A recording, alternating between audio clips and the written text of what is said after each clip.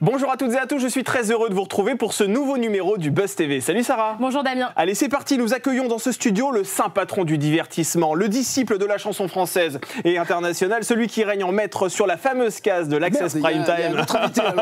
Non, c'est vous, je vous assure. Et dans quelques jours, il va fêter l'anniversaire de son bébé qui, il faut le dire, a bien grandi, vous l'avez reconnu. Bonjour Nagui. Bonjour Damien, bonjour Sarah. Ça va bien? Merci pour l'invitation. Avec bien, plaisir. merci. Vous avez célébré donc les 30 ans de Taratata. Ce sera ce vendredi en première partie de soirée sur France 2. À cette occasion, vous avez décidé de sortir le grand jeu. 80 artistes vont se succéder sur la scène de Paris La Défense Arena où un public chaud bouillant de 40 000 personnes sera installé.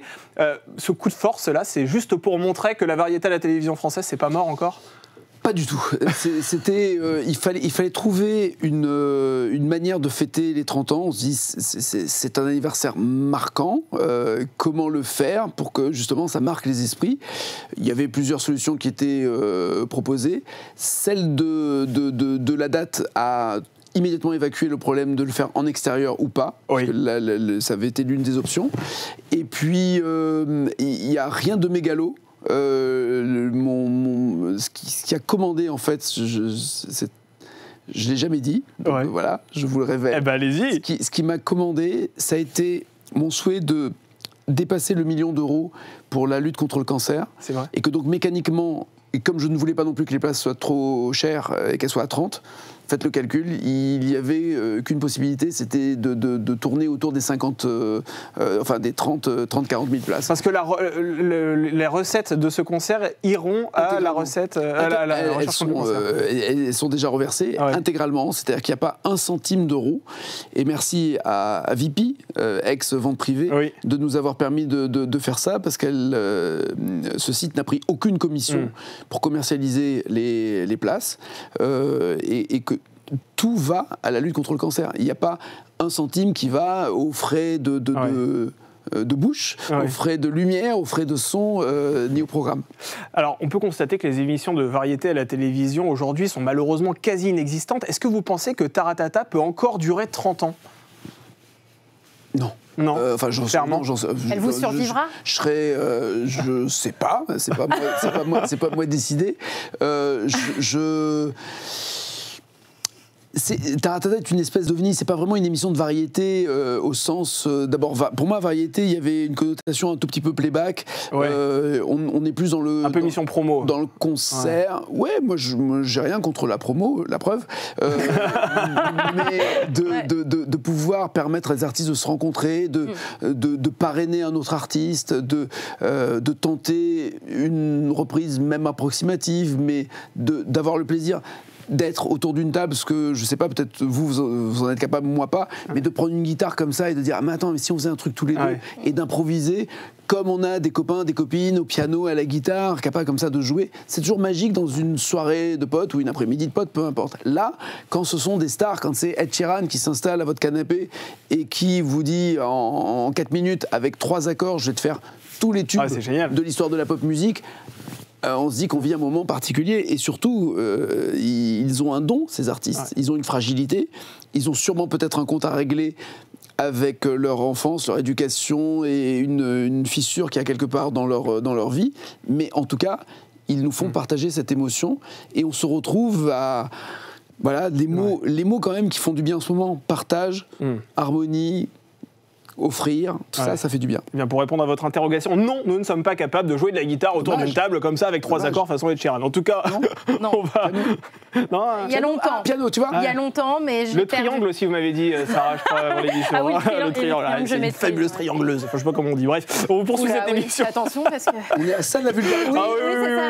Oui, je suis désolé. Je l'ai vu venir, le truc. Désolé. Bon, on poursuit cette émission avec les News Média, présentée par Sarah Lecoeuvre, justement.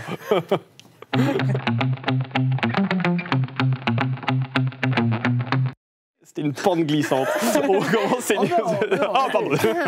On commence CNews Média avec le chiffre du jour et c'est 302 000. Ouais, c'est précis, c'est le nombre de téléspectateurs qui regardent chaque semaine Laurent Ruquier depuis qu'il a pris ses quartiers sur BFM TV. C'est entre 20h et 21h. La part de marché est assez faible, 1,4% selon nos confrères de Pure Média. La semaine dernière, elle est même tombée à 0,9%, qui est proche finalement de la marge d'erreur. Alors l'écart se creuse désormais avec le concurrent direct qui est Pascal Praud sur CNews, plus de 500 000 téléspectateurs d'écart. Je m'adresse aux producteurs, aux fins connaisseurs de la télévision que vous êtes. Est-ce que Laurent Ruquier sur BFM TV, c'était une bonne idée? Laurent Ruquier qui est quand même associé au divertissement qui vient sur une chaîne d'information en continu. Je ne sais pas si c'est une bonne idée, c'est une envie, visiblement de sa part. Je ne sais pas si vous faites un jeu de mots volontaire en disant qu'il a pris ses quartiers sur BFM. Ça ressemble plus à un quartier, en effet, le nombre de personnes. Mais ça prouve surtout que on n'est pas, nous animateurs, producteurs, on ne véhicule pas, on n'emporte pas avec nous les auditeurs d'une radio ou le public d'une chaîne de télé. Pas aussi facilement en tout cas. Pas aussi facilement et surtout avec un mélange de genres, mais le pari était osé. Et il faut au moins saluer le mérite de prendre le pari. L'audace de Marc-Olivier Fogiel. Après, de là à se dire, ça sera comme ça ad vitam aeternam, on n'en sait rien, les choses peuvent changer, c'est ça qui est magique dans la télé aussi. C'est que ce qui peut ressembler à une erreur peut devenir un formidable succès. Après, on parlera de surprise. Après, on ressortira les magnétos de ceux qui disaient à l'époque qu'il ne fallait pas qu'ils le fassent, et ainsi de suite. Donc, non, je pense que c'est surtout un bosseur, Laurent Ruquier, et l'émission en elle-même prend le parti du mélange de styles, du mélange de genres. Et il a toujours aimé se mêler d'actualité en plus. Avec de la culture. Plus Ruquier ou Pascal Praud? Ruquier. Ruquier quand même. Je n'ai pas hésité trop longtemps, ça va? Non, ça va. Une demi-seconde quand même. On termine ces infos médias avec Fabien Galtier et Elena Noguera qui attaquent le magazine Voici. Oui, car le sélectionneur du 15 de France et la comédienne sont à la une cette semaine du magazine People. Ils ont été pris en photo à leur insu sur une plage, se baignant dans leur plus simple appareil. Le couple dénonce au Figaro une atteinte à la vie privée. Donc Fabien Galtier compte sur la justice pour obtenir réparation des dommages et intérêts principalement. C'est le genre d'expérience que vous avez déjà tristement vécu dans votre carrière aussi, être pris... Le plus simple appareil Ah non, pas nu, vous ne vous êtes pas retrouvé nu en en tout cas, on a raté ça. Ou alors l'atteinte à la vie privée, c'est tristement attendu quand on fait nos métiers. Et c'est systématiquement attaqué, vous évidemment, attaquez à chaque fois. tout le temps. Mais ça, c'est un vrai boulet autour de votre cheville, ce genre de choses. Enfin, la célébrité, la rançon de la célébrité, quelque part. Alors, rançon, je ne savais pas qu'il y avait une prise d'otage quand on faisait ce métier. C'est une forme de prise d'otage quand même, parce que vous êtes entouré de public, de paparazzi. Je pense que le revers de la médaille, si vous parlez de médaille pour éviter le terme de rançon qui, malheureusement, dans l'actualité résonne différemment. Oui, vous avez raison. Je dirais que le revers de la médaille est, par exemple, d'avoir un comportement même hors antenne, entre guillemets, où on n'a pas à se permettre, je dis n'importe quoi, de ne pas faire la queue à la boulangerie, de passer devant tout le monde, de demander des réductions si on vient dans un magasin et ainsi de suite. On se doit un minimum de politesse, d'élégance avec le statut et la chance que l'on a dans les métiers que l'on fait. De dire, ah mais mon gars, t'as voulu être connu, donc maintenant... où que tu sois, avec qui que tu sois et quelle que soit ta tenue, je vais te prendre en photo et je vais le diffuser. Là, on passe dans une autre ligne qui est justement le respect de la vie privée. Je pense que la vie privée, tout le monde en a une et on n'a pas forcément envie de l'étaler. Et même au sein des familles, la vie reste privée. C'est-à-dire que c'est bien aussi pour l'hygiène mentale de se dire la porte de la chambre d'un enfant, d'un adolescent est fermée. Il faut frapper à cette porte avant de rentrer, respecter la vie privée de cet enfant comme on respecte la vie privée d'un adulte quand il est à la plage. Mais là, on sait déjà ce que les paparazzis ou les éditeurs vont dire. Plage publique ou en extérieur. Ou, quand même dans une tenue qui est... voilà. Non, mais je ne sais même pas si le problème est... Non, c'est même pas ça. La tenue en elle-même. C'est le simple fait de photographier quand vous êtes dans votre vie intime. De voler une photo et de voler une image. Exactement. En tout cas, on laissera la porte de votre intimité fermée aujourd'hui, Nagui. Je vous rassure, on va parler de Taratata et des 30 ans de cette fabuleuse émission.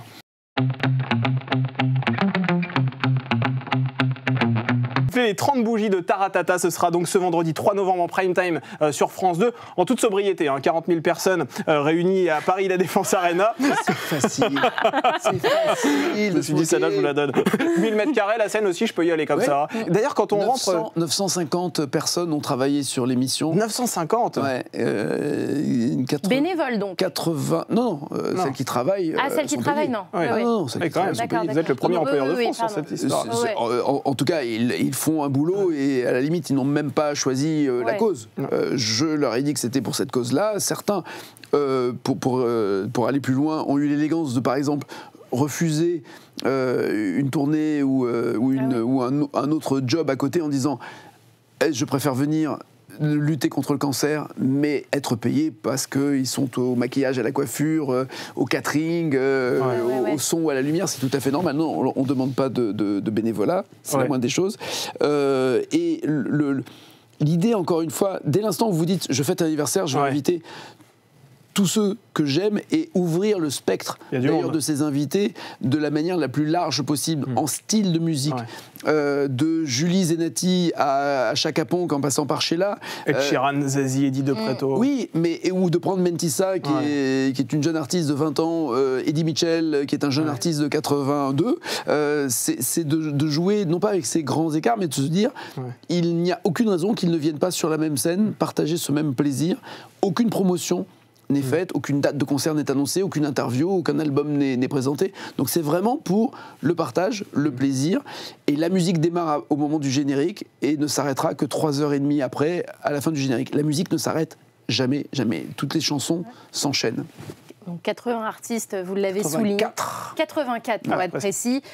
Pascal Obispo, Patrick Bruel, Véronique Sanson. Et puis Eddie Mitchell, vous l'avez cité, qui est, je ne sais pas si vous avez vu ses dernières déclarations dans Le Parisien. Il garde un souvenir mitigé de la soirée. Il trouvait la scène trop grande. De la salle. Non, c'est la salle, encore une fois. Pour lui, chanter devant 40 000 personnes, c'était trop grand.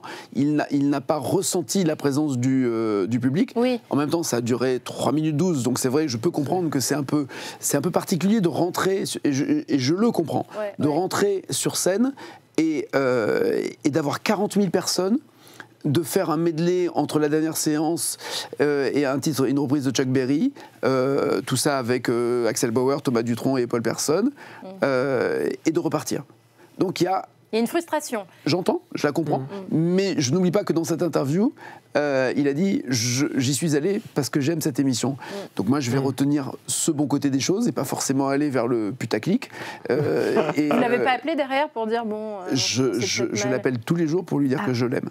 Ah, ben ça c'est sympa. Et franchement, c'est votre femme qui va être jalouse. Vous avez reçu les plus grandes... Alors, il n'y a pas d'ambiguïté, c'était de l'amitié. Ah pardon, c'est de l'amour amical. Vous avez reçu les plus grandes vedettes de la chanson, c'est vrai, dans Taratata, qui existe depuis... Les plus petites aussi, c'est-à-dire que les plus petites. Aucune ségrégation là, toutes les tailles sont acceptées. Mais c'est vrai qu'il y a des noms qui sont hyper prestigieux. Quelle est celle vraiment, la personnalité qui vous aura le plus marqué dans cette émission depuis 1993 ? Forcément Jean-Jacques Goldman, forcément. C'est-à-dire qu'il vous offre le meilleur générique au monde. Il sauve l'émission en venant participer à la deuxième, alors que j'avais une annulation, que j'avais vraiment personne, et que donc on allait diffuser un feuilleton, Antenne 2 à l'époque, allait diffuser un feuilleton, un téléfilm... peut-être même allemand, je crois que c'était Derrick qui était prévu. Non, mais c'est pas une blague. Pour remplacer, pour qu'il y ait quelque chose à l'antenne. Finalement, non seulement il sauve l'émission, il vient y participer, et 2 jours après, le mardi, l'émission passait un dimanche, le mardi, il me rappelle, en me disant, on a augmenté les ventes de tous nos albums, aussi bien Frédéric Goldman Jones que Goldman seul. Tous les albums ont augmenté mécaniquement de entre 25 et 30%. Et je dis, super, je suis ravi. Il me dit, non, mais t'as pas compris. Je dis, non, j'ai compris. On a fait vendre plus d'albums parce qu'on a parlé de ta carrière et que t'as fait des vieux titres aussi et que les gens ont racheté les disques. Il me dit, non, t'as vraiment pas compris. Je dis, mais quoi ? Il me dit, mais à partir de... Toutes les maisons de disques maintenant le savent. Donc à partir de maintenant, tout le monde va vouloir venir. Et ça a été le cas ? Et ça a été le cas.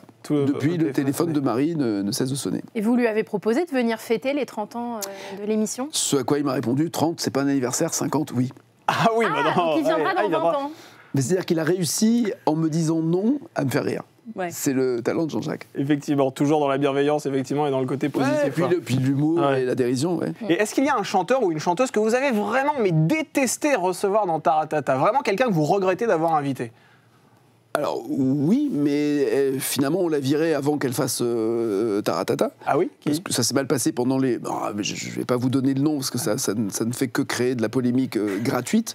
Mais non, c'est une anecdote. Ah bah oui. Oui, mais qui sera malheureusement de tout ce que l'on va se dire. C'est le seul truc qui va ressortir, c'est il a viré machine ou machin. Ah oui. Simplement, les répétitions sont mal passées. On a entendu des voix qui venaient doubler la voix principale. Donc on dit, mais on n'est pas loin du playback là. Pourquoi il y a ce synthétiseur là, cet ordinateur qui envoie ce genre de voix? Et puis cette personne qui se met à parler. Si on parle mal anglais, on a l'impression qu'elle parle d'un animal, d'un phoque. Mais phoque en anglais, c'est pas exactement le même mot. Et donc au bout du 4e phoque, on se dit là, il y a trop d'animaux dans la même phrase. Donc on va s'arrêter. Vous allez quitter le plateau. Et là, du coup, voilà, ça s'est même pas fait en fait. Et ça s'est pas fait, voilà. Mais ça ne peut pas se faire dans l'adversité ou dans la contrainte. Il faut que ce genre d'émission soit encore une fois, pardon d'employer toujours les mêmes termes, mais dans le partage. Si vous le concevez comme un dîner entre amis, si l'appétit n'est pas là, il n'y a aucune raison de partager la table. Ouais, et qui dit star dit caprice de star. Quel est le caprice de star le plus insolite que vous avez dû gérer en coulisses? Sans nous dire l'identité, mais... Non, alors c'est pas des caprices, c'est des demandes farfelues par exemple, c'est marrant, ça me revient comme ça, d'un menu qui était un mélange de sushi, d'asiatique, mais qui est extrêmement précis. Donc il fallait 4 makis comme ça, des sushis comme ça, des takimi, enfin tout était la liste était extrêmement précise et conséquente. Pour un groupe anglais, et donc il fallait absolument qu'à telle heure, à tel moment, ces plats soient posés comme ci, comme ça, qu'il y ait du wasabi, qu'il y ait du gingembre, enfin il y avait une pression surtout pour leur confort et pour la qualité d'émission, il faut qu'ils aient ça. Et ils n'ont touché à rien. Donc c'est pas grave, nous on a mangé après, on n'a pas jeté, mais la leçon en fait de cette histoire, c'est la différence qu'il y a, et vous avez dû déjà l'entendre et le constater dans vos métiers, la différence qu'il y a entre l'entourage qui prête entre guillemets à l'invité ou à la vedette des caprices, des souhaits, qui au bout du compte, voilà. On n'a rien à faire. Voilà. Absolument. Et dites-moi si je me trompe, mais on a vraiment l'impression que... Ah oui, d'accord, tout de suite. Voilà, rideau fermé, quoi. On a vraiment l'impression que Taratata, c'est vraiment le bébé auquel il ne faut pas toucher. Si un jour France Télévisions décide, pour une raison X ou Y, d'arrêter Taratata, vous dit, voilà, Nagui, on ne reconduira pas Taratata la saison prochaine, est-ce que vous partez de France Télévisions? Est-ce que c'est vraiment la chose qu'il ne faut pas toucher dans votre portefeuille d'émission? Portefeuille une émission qui coûte plus cher parce qu'elle est vendue. C'est mon bébé, il faut pas toucher à mon bébé. C'est-à-dire que demain, Delphine... je sais pas. Mais c'est déjà arrivé qu'elle a disparu, l'émission, à un moment donné. Mais l'inverse, Delphine Ernotte, la première chose qu'elle ait dite, alors que je m'apprêtais à quitter France 2, avant même qu'elle soit élue, puisque l'ancienne direction avait arrêté Taratata, et ça se passait très très mal avec l'ancienne direction, donc oui, je m'apprêtais vous alliez partir ? à changer de chaîne. Elle est élue, elle l'a su, elle demande à me rencontrer. Je me suis dit, franchement, là, c'est un peu cramé, quoi. Ça y est, on a discuté, tout est prêt, on arrête tout. Et elle me dit, je vous demande de rester, je veux remettre Taratata à l'antenne. Je dis, oui, mais vous voulez faire quoi d'autre ? Et elle m'a donné m'a expliqué en tout cas, non pas ces grandes lignes de sa grille de programme, mais en tout cas ce qu'elle voulait faire de nous. Ce qu'elle attendait de vous en tout cas. Et elle m'a donné sa parole. Elle ne pouvait pas signer de contrat, elle ne pouvait pas écrire de lettres, elle ne pouvait pas s'engager autrement que le regard, la poignée de main, en disant « je vous donne ma parole ». Que ça se passera comme ça. Et depuis 8 ans, plus de 8 ans, ça se passe comme ça. Donc, je l'en remercie et je suis en totale confiance. Et maintenant, ma seule pression est de ne pas la décevoir. Allez, on va poursuivre cette émission avec une autre émission que vous allez animer. Ce sera ce mardi 31 octobre à 21h10. Les téléspectateurs vous retrouveront aussi sur France. Vous m'avez fait peur, hein, franchement. On va découvrir quelques images d'ailleurs aux côtés de Bruno Guillon pour une toute autre émission. Alors ça s'appelle Votre vie en jeu. Au total, 300 personnes vont jouer en plateau. Je vous propose de découvrir l'introduction qui est plutôt bien réussie et où on vous voit déguisé justement. Regardez. Vous allez jouer avec votre cheveux.